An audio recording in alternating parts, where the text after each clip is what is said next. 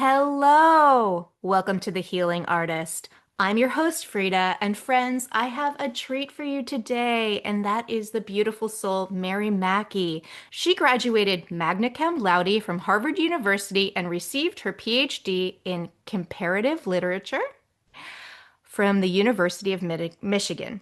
She became a writer by running high fevers, tramping through tropical jungles, being swarmed by armies of ants, and reading. She is the author of 9 poetry collections, including Sugar Zone, winner of a Penn Award, and The Jaguars That Prowl Our Dreams, winner of the Eric Hoffer Award for Best Book published by a small press.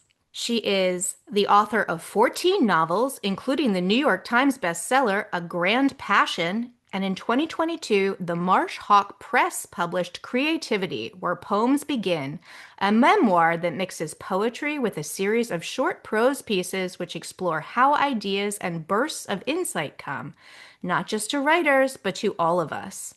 Her most recent book is In the Burning World, Poems of Love and Apocalypse, a collection of poems which asks us not only to imagine what the world will be like as the climate on Earth changes, but how we can preserve joy and compassion in times of catastrophe. Mary, welcome to The Healing Artist. Thank you so much. I'm so happy to be here. It's really wonderful. What a great concept.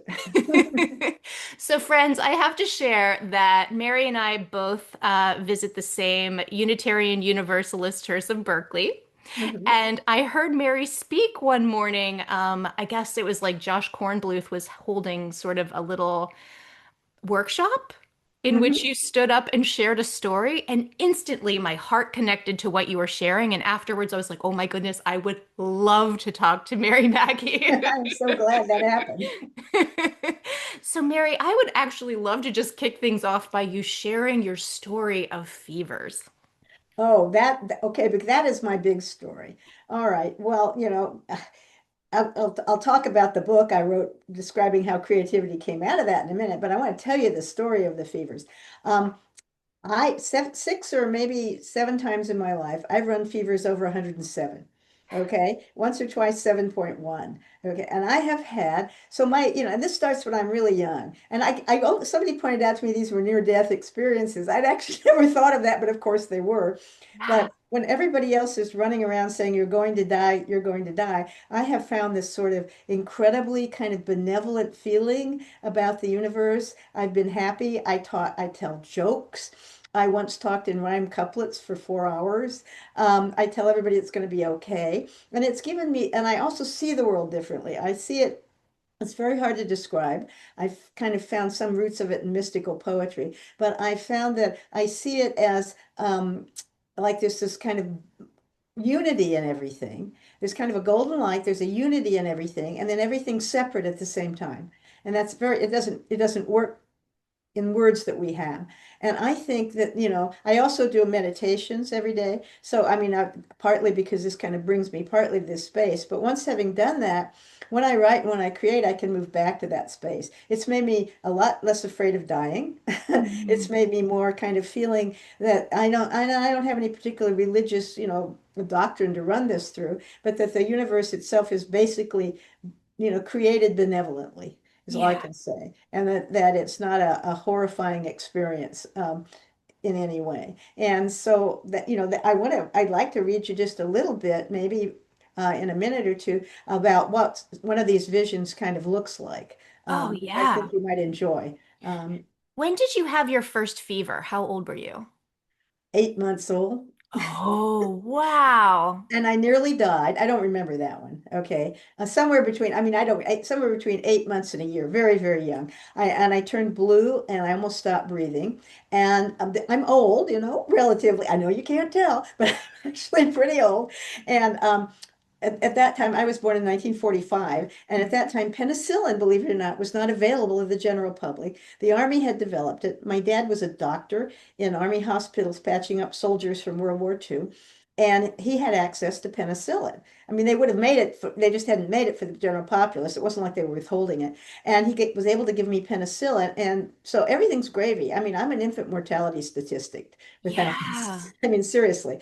But the first one I remember, and actually I'd like to describe it to you, was when I was about a little two, maybe just closing in on three, but 2 years old. I have very early memories, and I don't know if it's because of the fever or what. But I want to read you what it's like to see the world from 107 degrees when you're a Yes, kid. please. And I just thought you might really enjoy it. Okay. Um, so let's see. Um, and I say that I just want to read. There's a little prefaces. Just for the record, from 98 degrees to 105 is nasty. It's filled with, all the pains and shaking and all that stuff you usually experience in fever. And then after, for me anyway, when you start after getting toward 106, I started feeling light and buoyant. And the best I said is to come when you're teetering around 107. Now, of course, you're supposed to go to the hospital if you're running fevers around 103. I mean, this is a big deal. And most people would go into convulsions, but for some reason, I guess the gift I was given was that I don't go into convulsions. So I just kind of am able to experience it, which is really different. And this is I'm about 2 years old, a little bit, almost three. As I lay on the green couch in my parents' living room, a warm golden light, the kind you only see for a few moments at sunset, flooded the living room. My parents moved toward me so slowly I could see their clothing billow out and collapse in an invisible wind. Bending over me, they lost their faces and floated toward the ceiling like huge birds. The Coke bottles on the coffee table multiplied into dozens of Coke bottles, which flew up and circled in a glassy aura around their heads. Light weaved around the molding and splayed across the ceiling like spilled glue. Behind my parents' heads, the golden light turned into a veil composed of long, multicolored ribbons that danced in an invisible wind. The veil expanded, consuming the green couch, the blankets, the windows, and my parents. Suddenly it parted, and I saw trees with gold and red leaves, impossible because it was the dead of winter in Massachusetts, and little children holding out their hands and calling me to come play with them. I couldn't have had much of a vocabulary at that age. Nevertheless, words streamed into my mind and came out of my mouth, combining and recombining into entirely new things. I believe this was the moment when I was given the gift of poetry. Oh my God. Yeah, and I and I just have these clear memories of this stuff. So that was this Wow. experience, all right.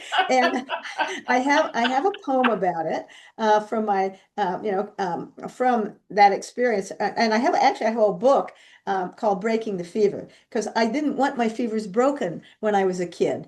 And even when I was an adult, when I was that thing, I'd object. People they'd throw me into tubs of water, cold water. They rub me with alcohol rub. I've had some of these fevers. I spent a lot of time in the tropics, the perfect place for a person who runs high fevers to go and get more of them. I don't pursue it, by the way. Do not get malaria. It's not worth it. But I've been in these remote tropical field stations and places, no telephones, no doctors, no communication, way before the internet. And I've had these fevers, and people have done their best to bring them down, because basically I'm dying. But I said, it's okay. Don't worry about it. I'm just fine. And then I make a pun or a joke or something. So I'm going to read you a poem about it. Well, you're having these transcendent experiences. Right, You're exactly. like, you're seeing through the veil. You're seeing something else. You're going elsewhere. Yeah, I am. And let's see if I can find the poem Breaking the Fever, which I really want to read you. Yeah. Let's see here. I think I've got it really soon right here. Okay, Breaking the Fever. And, when I was young, fevers were attacked. The grown-ups would rub you with alcohol, wrap you in wet sheets, refuse you blankets, fan you, feed you aspirin, plunge your wrists into cold water. They knew fever had to be fought because it let children see forbidden things. At 105, I would start to hear voices, soft and lulling. At 106, the faces would appear, swimming around me. Stretching out their hands, they gestured me to join them. I was always very happy then, floating out on the warm brink of the world. The fever children would sing in high voices, liquid, like silver bells. Come with us, they'd say. Come play, Mary. And they'd show me maple trees turning red and gold, long aisles of sunlight, and woods that glowed and trembled. My body would start to come apart very gently, like milkweed fluff, and I'd begin to rise up toward their hands. But always at the last moment, the dark circles of the grown-ups' faces would force me back down, and their fear would pin my chest to the mattress like crystal paperweights. They'd force more aspirin on me, more ice and alcohol rubs, more wet sheets, and if that didn't work, they'd lift my naked body and plunge it into a tub of cold water, ignoring my screams. Come back, they'd plead. Come back, come back. And my fever would buckle and snap like the spine of a beautiful snake crushed under a boot. Then the fever children would abandon me, and I'd be left in a world of ordinary things: light bulbs, used Kleenex, hissing radiators, thermometers. I'd see my mother's pale, terrified face, and my stuffed animals, and my brother's crib, and my precious fever would lie broken in 1,000 bits, with no way to put it back together, and I could never explain how kind it had been, how foolish we'd been to fear it. And that's from this book, Breaking the Fever, obviously. Yeah. Yeah. And and what happened, I think, to me when this happened is that something gave me the ability to go back to that without being fevered. I've also talked to people that have taken drugs and things. It's different. It's Yeah. very, very different. It has a kind of benevolent softness. And by the way, I'm saying again, do not get a fever on purpose to do this. But it has a kind of thing that the kind of thing you find in religious poetry. I don't run this through, most people run this through religion, like St. John of the Cross. And, Hmm. until I discovered these poets, I never found anything that matched what this was like. Um, Yeah. and I can kind of move into a state where I'm not like in that exact state, but I can see the world differently. And I can Yeah. look at objects and I can see them in many different ways. I mean, like, I'm very rational. Some people call me the most rational poet they've ever met, but I can be rational and see it as what it really is and what it could be at the same time. So, I can, like, I was looking at a drain in the shower the other day and I saw a smiling face and I saw a waffle and I saw a large arena that was underneath me. And I just, I think metaphor is not a something you add to things. I think everything could be seen different ways. And yeah, Do so you ever notice the consciousness in other things? Can you touch like the inanimate objects? Do you see a consciousness in them in any way? not exactly in Okay. those terms, although I often animate inanimate objects and children love this, and I do this just spontaneously. And I'm a terrible dinner guest sometimes because I'll talk to the fork, but I really am not really talking to the fork. I'm just animating it, just being there.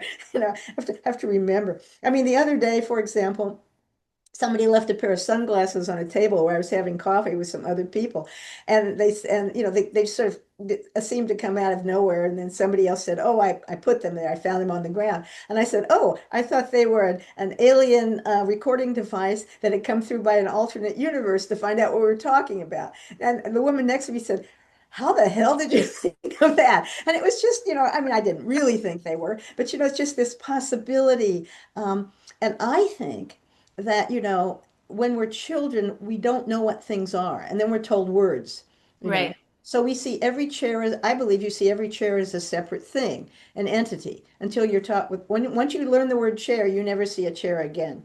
But I can look at things and I can erase the categories around them, and I could just see them, Hmm. I can see them as all the possible things they might be, and I think that is very, that's part of the basis of not only the way I see the world, but the way I move through my poetry in that way. Yeah. Yeah. And the universe is so much more mysterious than the reality we've talked ourselves into. Well, Uh, yeah, that yeah. logical mind, this is this, this is Well, this, we and need like it, it can only ever be Yeah. categorized as And that. we're deer in the headlights without rationale. Predators would have taken us out long ago if we hadn't been able to calculate and see what we call see reality, what we call reality. If we just stood there looking at the lion saying what interesting white teeth it has, they look like I said we'd be dead. So we have to have rationality to function and be sane in the world. But it's also kind of beautiful to be able to just look at any one thing and see it. And I mean, I wrote my first novel inspired by looking at a plastic ashtray. Could you say more about that? Yes, I can. Okay. Here's the novel, which is Immersion, which is my first novel. And it's a very kind of poetic novel. Most of my novels have been more historical fiction, more classic with plot. This is my first novel, and it's about living in the rainforest of Costa Rica and kind of a woman. My main character is looking for sort of spiritual, personal, sexual, identity, trying to find it there and finding herself merging over and over again with the forest. But I want to tell you how it was written because it's really almost funny, you know. I mean, who tells you they started writing a novel from, looking at an ashtray? So Mary Mackey? Mary Mackey, yes. Okay. Yeah, Mary Mackey told you she started writing it. Okay. So, okay. Um, all right. Uh, so I want to write a novel. I'm young. I've never written a novel before. I've read a lot of novels, but I've never written one. I've only written a little poetry. And so I want to write a novel that will create the reader a sense of what it's like to be part of the jungle and to plunge people into a superorganism of the jungle that's over 1 billion parts, whole in itself, beyond words, as the landscape of dreams is beyond description. And so I pick up a notebook and, I open a pen and I decide I have no idea how to start. So I decided to begin with a description of the ashtray that sits at my left elbow. And this was a period when people could smoke in libraries. If you can imagine anything more insane than Yeah. fire in a library with thousands of manuscripts, but they could. I never did smoke. It always made me sick. But anyway, I look at the ashtray intently and decide I will see it as I've never seen it before. I will view it as an alien artifact created for some unknown purpose. I will describe it so it cannot be confused with any other ashtray ever created. I will search out, find, and resurrect the way I saw the world as a very young child. A world in which categories did not yet exist, in which there was no context, no expectation, no reason not to look at the unimportant details of things as well as the important ones. Beginning a novel about the jungle with a description of an ashtray may seem like an odd choice, but recently I had become increasingly aware of a strange phenomenon. If you look at an object long enough and intently enough, it becomes incomprehensible. Put another way, it no longer has a stable appearance, but will shift back and forth, taking on different forms and changing shape and size as you stare at it. I turn my attention to the ashtray and stare at it, just as I stared at that. This is a thing. I try not to identify it.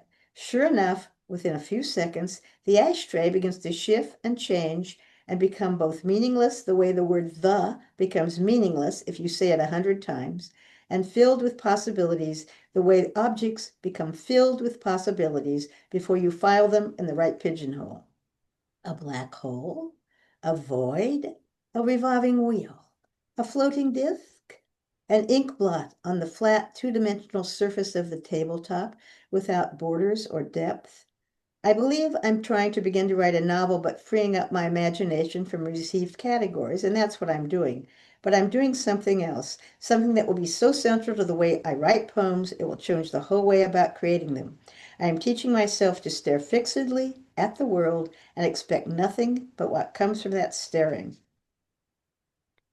Cool, smooth, blank, a hole, a dark spot, shadow of a leaf trembling on the edges, or do the edges go beyond like auras, unidimensional, so where it ends and the tabletop begins, there's no way to tell? And do you have to describe everything to describe one thing? Is there no separation? And for the better part of 20 minutes, I go on describing the ashtray in the most minute detail possible, trying to see it without expectations of any kind, and all at once the first lines of my novel appear beneath my hand like a shoal of whales breaching out of the ocean. I write, Eduardo is drowning. Rocking from side to side, he moves like a swimmer, heads up, eyes open, fingers pressed tightly together. A neurotoxin is paralyzing his central nervous system, depressing respiration, sending his body into a series of involuntary convulsions. Closing my eyes, I stop the motion,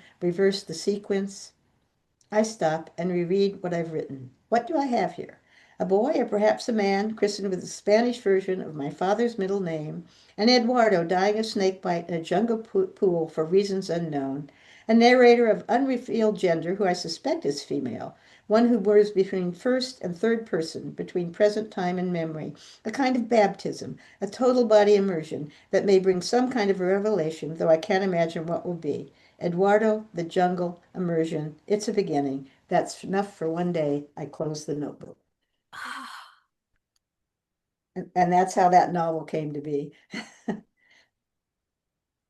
Yeah, that's so beautiful. It's almost like you're describing how one would do contemplation. Yeah, contemplation, except it's a little different because it's just very intense looking. I can look at any object, right? And, I could even do it now, but then I'd be quiet for a while. But I can look at an object quietly for a period of time, and it just changes before you if you forget what, you sort of see all the things it could be. And I don't think metaphor is something you throw in like oregano. I think everything's surrounded by an aura of metaphor, an aura of possibility, Can you know? you see auroras? Can I see auras? A good question. I don't think I'm a prophet, although some people, I do not think I'm a prophet. I don't take on that religious context. I don't think I can see auras. Maybe I think sometimes I do see a kind of light around people, Mhm. but I don't see it, change color as people say they see auras. I don't know if it's possible that if you look long enough at somebody, you can see a little heat, Yeah, coming off their bodies, which I think is possible. I think there are people who can see auras, but I don't really see auras. yeah, Um, I do, well, that's not entirely true because I can see the shine around objects. yeah. Okay. And I Because can see the shine around people, but it's not like what you classically call aura reading that people do. right, right. Yeah, because when you're like almost describing, it's like you're going into the ashtray and into it and into it and into Yeah. it and like peeling. It's like it as it falls away and falls away and melts away and Yeah. melts away. It was almost like a portal Uh-huh. into plucking from Exactly. the unconscious. What you're sharing is Eduardo comes out and he got bitten by a snake. So like, Yeah.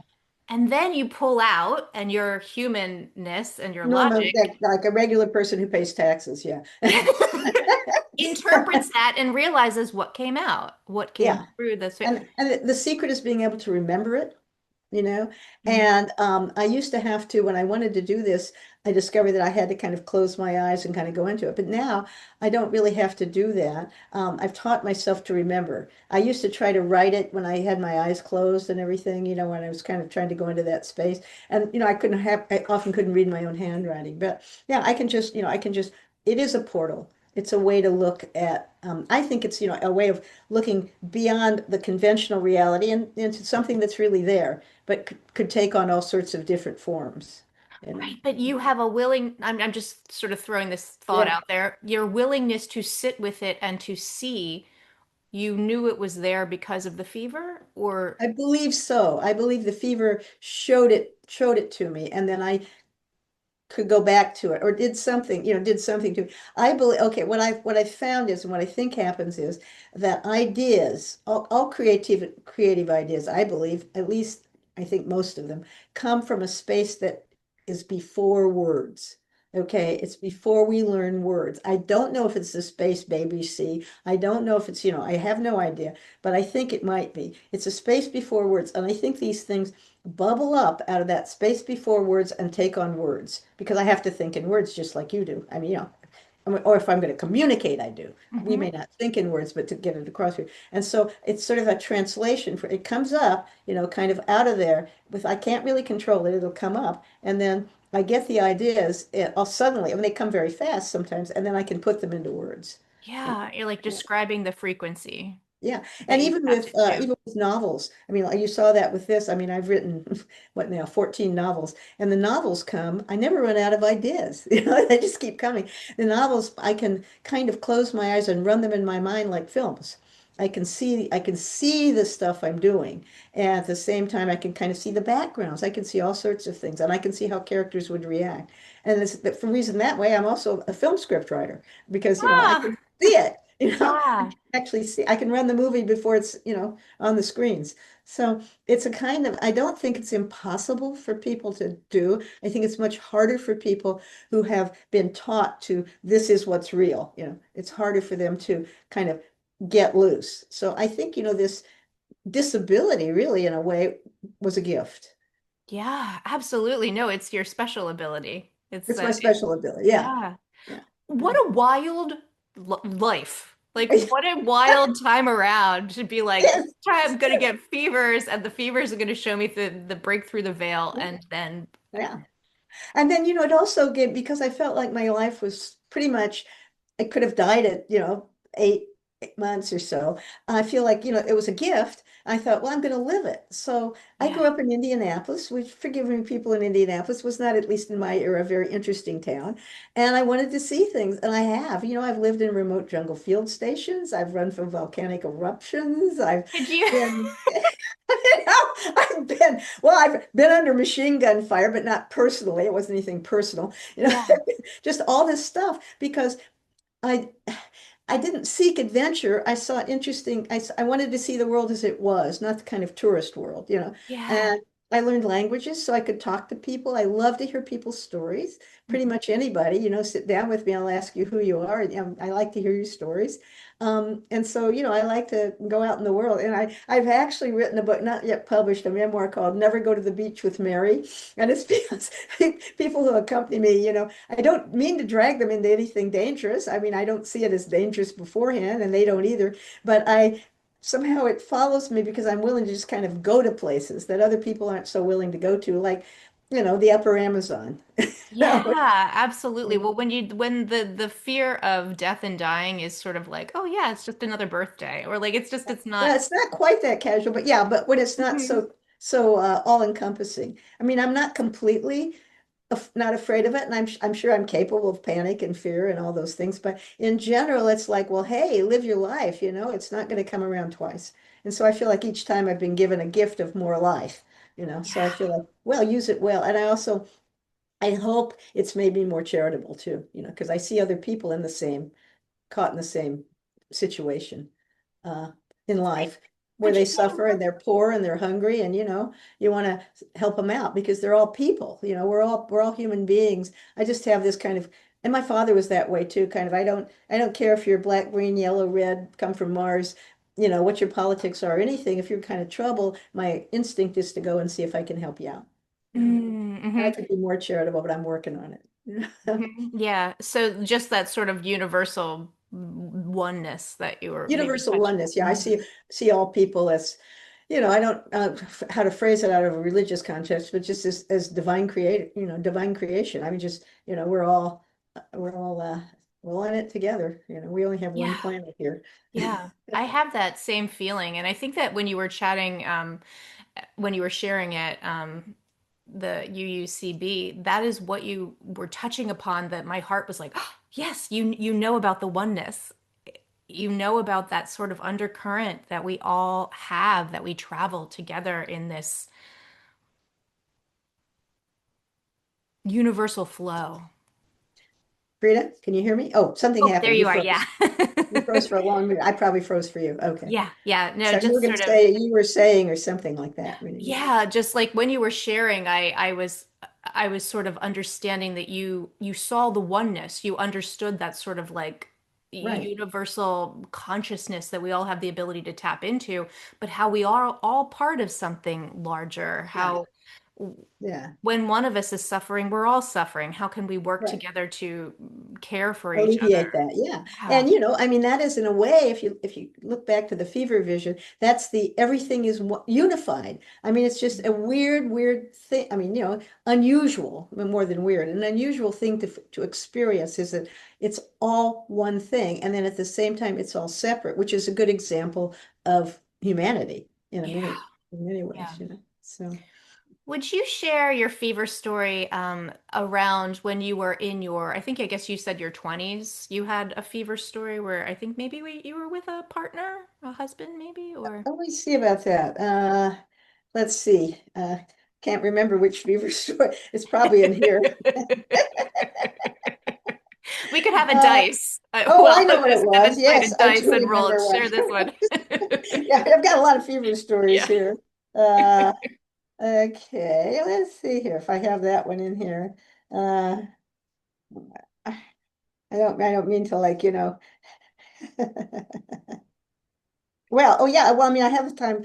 Well, I was in a remote. I don't know how much it goes differently from it, but that was actually the one I described tried to describe verbally. Yeah, I can tell it. Okay, I was in okay, you have to understand that because of my age and everything, there was no internet, right? You don't have an internet, and you don't even have phone service everywhere. You don't have satellite uplinks. You don't have that kind of communication. In some ways, it's wonderful because the world was more mysterious and different, different parts of it. And, you know, in ways that it has become slightly more homogenized. But believe me, the upper Amazon is still not homogenized due to the black flies. Is still not. Okay. So I was in Puerto Escondido before a couple of surfers knew about it. It was a very small town with my late husband, Angus, and we had, it was nice. We went there for a nice quiet beach vacation. Well, this, by the way, never works very well for me. One time when I went, okay, I just have to insert. One time went on a nice quiet beach vacation with friends in Costa Rica back in 1968, and we were going into the beautiful beach, palm trees, serene water, had been in the jungle. At last we're out. We're going to have some R&R. And I'm standing there, and one of them throws a rock at me. And I say, "Why the heck did you throw a rock at me?" He said, "I didn't throw a rock at you." Suddenly, rocks rain from the sky. A volcano has blown up behind us. Oh, yeah. So, so for the first time in 478 years, it's like kind of personal. So this volcano has blown up. We go back to this little place where we're staying, which is kind of a beach thing. And the Costa Ricans are they're very polite people. And they say, "What's happening?" They say, "The volcano's erupting." And I say, "Does this happen often?" They say, "Well, all the time." I go to the room, there's that much ash on my toothbrush. And I Wow. say, "We're getting out of here." And everybody else says, "Mary, don't be neurotic, don't be silly." But, I decide we got to go, and I got the car. So we drive for the Nicaraguan border, and the smoke and stuff is coming. We have to drive right by the volcano. Okay. So we're driving past it. We don't get the pyroclastic flow. That comes a little later. Fortunately, it missed us because that's what wiped out Pompeii. And we're Yeah. driving down the road. It smells of sulfur. It's horrible. There's everything coming down. You can't see the road. We get to the Nicaraguan border, and every insect in Costa Rica has decided to cluster at the Nicaraguan border out of the volcano. So this is an abbreviated version of this story. We just hold up our passports because the customs people don't even want to see us. Get into Nicaragua, find a nice hotel, go to sleep, and there's a big earthquake. Okay, this is not going well. Okay, but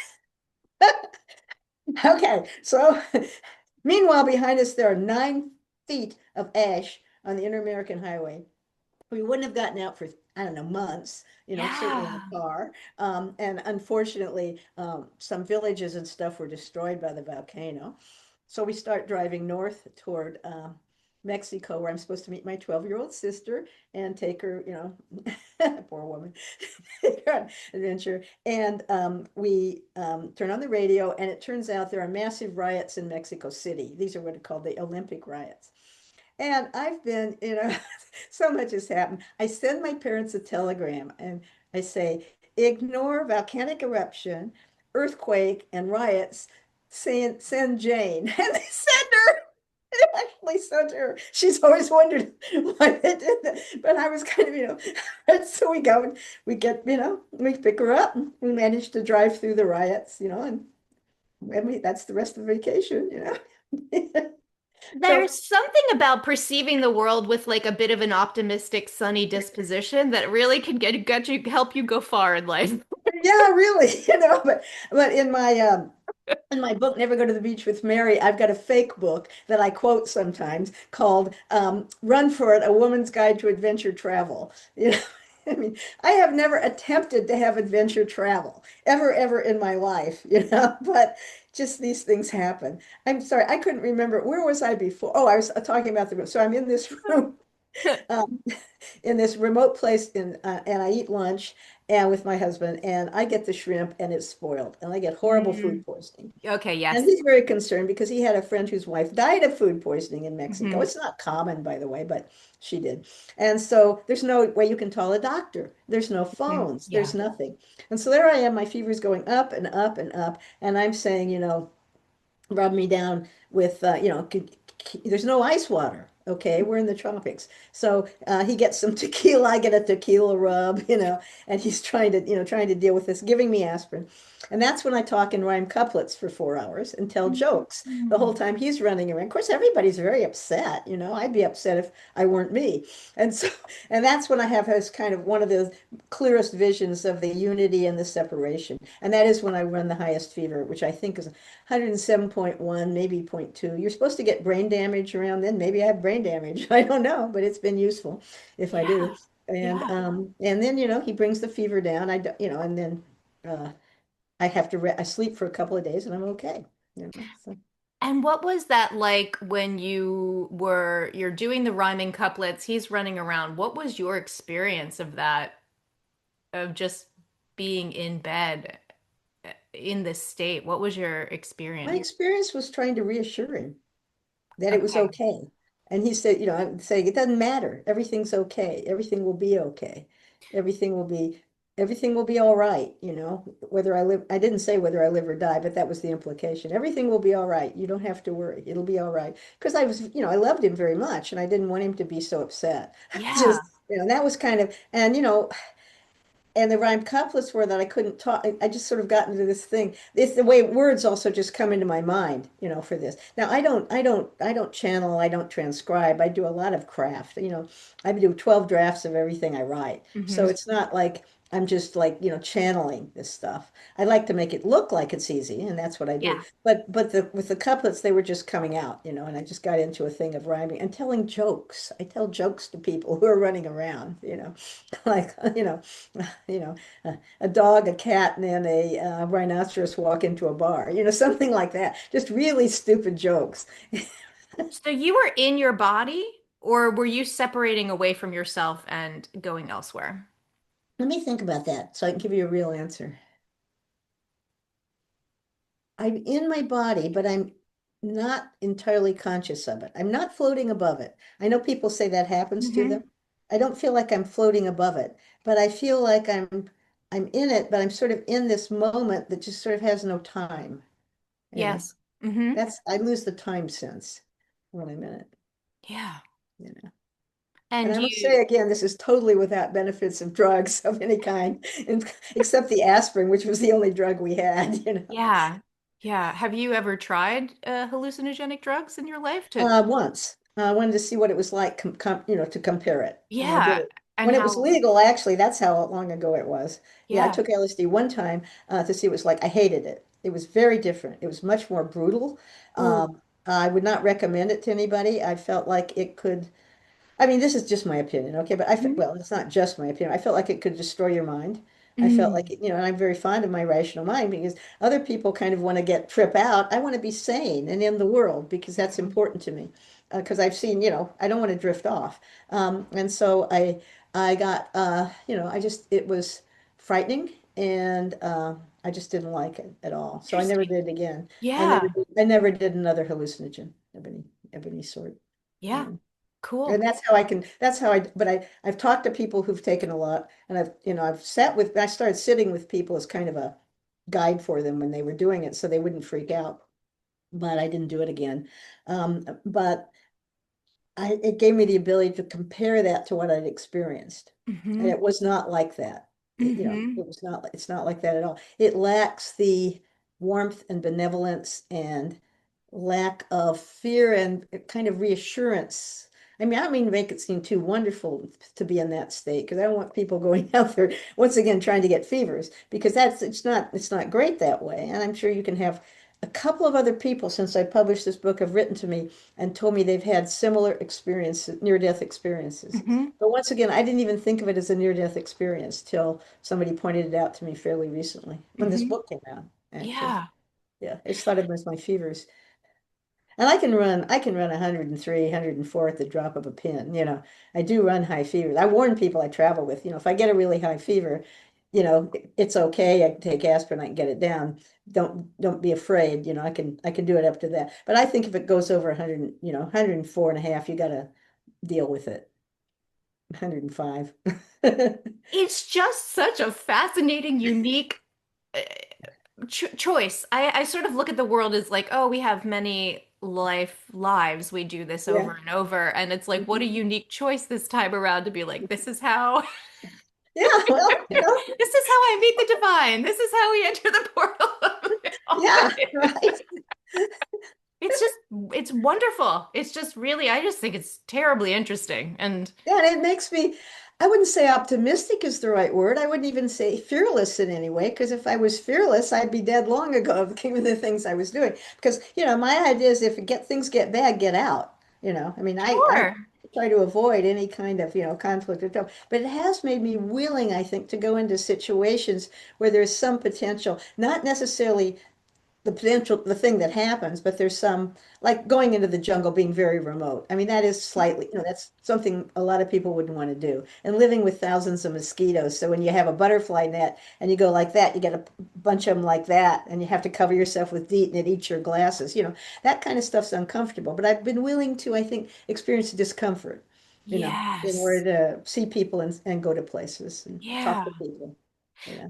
That is something we do like our creature comforts, and it's hard to think about, oh, I can't survive without something. And it's like, well, actually, there is, Actually, you can. yeah, yeah, And actually see what that gives you the ability to do is if you're willing to go to places that are uncomfortable, is to talk to very poor people, just talk to the real people who are, there and find out what their lives are like and what they're like and, who they are. And it's a gift to be able to talk to people where they live. You're not a researcher, you're not a scientist, you're just talking to people like they're your friends or next door neighbors. yeah.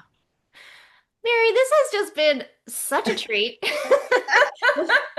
I am so grateful that you said yes to coming and visiting with us and sharing your stories. And I will absolutely link your information so folks can see you have Yeah. 9 poetry books you have and this new one that's coming out and your 14 novels and have all of that information and how Oh they yeah, I can didn't get in even touch with mention the new you. one that's coming out, which is a collection of all the goddess poems I've ever written. And I'm not particular, I mean, I'm a lapsed Methodist actually, but the poems are often in the voices of the earth and they're Afro-Brazilian and they're just over and I wrote about the goddess worshiping cultures of old Europe and stuff. Can I read you one more very positive poem? I love that. Yes, please. Okay.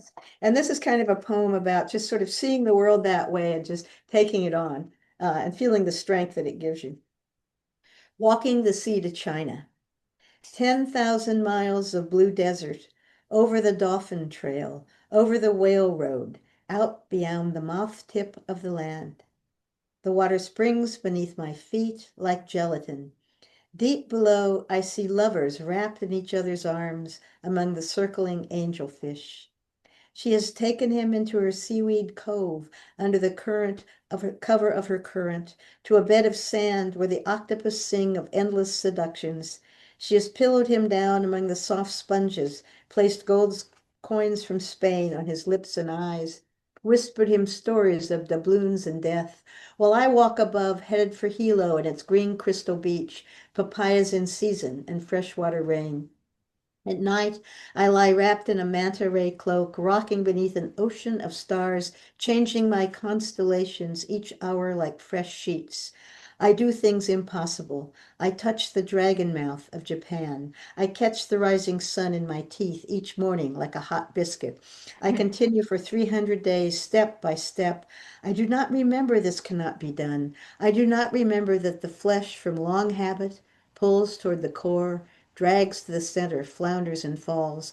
I shall not drown nor die by water. I've broken free from the passion of sinking. I'm part now of all things that float and fly. Here, touch my fine scales, the balance I keep, my red feathered heart, my strange feet that have left the land to tread down the deep. Oh, that's really beautiful. And that's from the Dear Dance of Eros from that book. Yeah. So, I have so some there you tears go. in my eyes. Yeah. Well, thank you so much for having me here. Oh, Mary, wow, what an honor and what a treat. Thank you. Yeah. Been And what a such a pleasure. pleasure. Yeah. Yeah. Yeah. I Okay. wanted to tell you that I love you. Oh, I love you too. God, universe, source loves you. And I Yes. and I hope that you have a wonderful day. Thank you so much. You too. Goodbye.